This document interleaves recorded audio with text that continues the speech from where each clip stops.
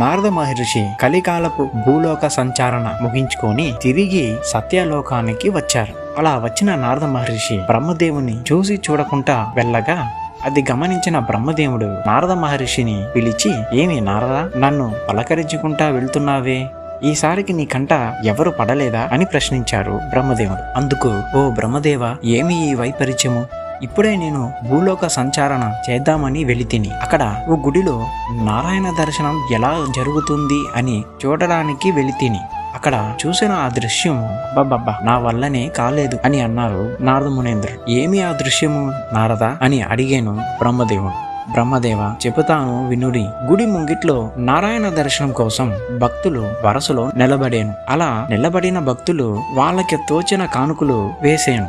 వాటిని తీసుకున్న బ్రాహ్మణుడు మన నారాయణుని వర్గం వారీగా వెళ్ళని నిర్ణయించాడు. ఓ భక్తుడు 50 రూపాయలు ఇచ్చాను. ఆ బ్రాహ్మణుడు వాటికి కుంకుమ విభూది కాస్త ఎక్కువగానే ఇచ్చాను.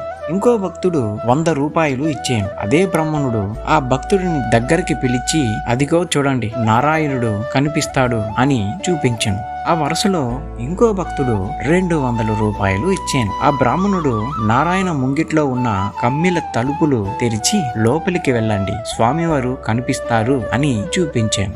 ఇంకో భక్తుడు 300 రూపాయలు ఇచ్చాను. అది తీసుకున్న బ్రాహ్మణుడు ఆ భక్తుడి చేతిలో ఏదో సాధనంతో నారాయణుడితో ఏదో సెల్ఫీ తీయించాడు.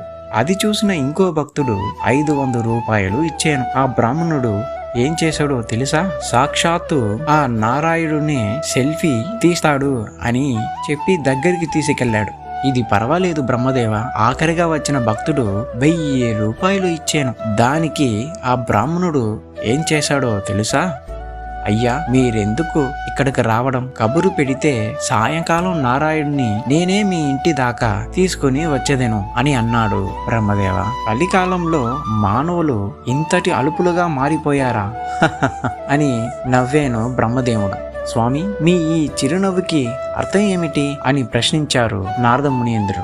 ఏమీనూ లేదు నారద, భూలోకమున నాకు ఏ గుడియును లేదు. ఉన్నచో నాకు మీ నారాయణుడి గతియే పట్టేను, అదియే తలచి నవ్వితిని అని బదిలిచ్చాడు బ్రహ్మదేవుడు. చూసారా, కలికాలంలో దేవుడు కాదు కదా, మానవులైన మనకి విలువ లేకుండా పోయాను. ఇదే పరిస్థితి ఇలాగే కొనసాగితే ఆఖరికి మన మనసునున్న బాధని తెలియజేయాలన్నా కూడా దానికంటూ ఓ వెలని కట్టి తెలుపుకోవాల్సి వస్తుంది.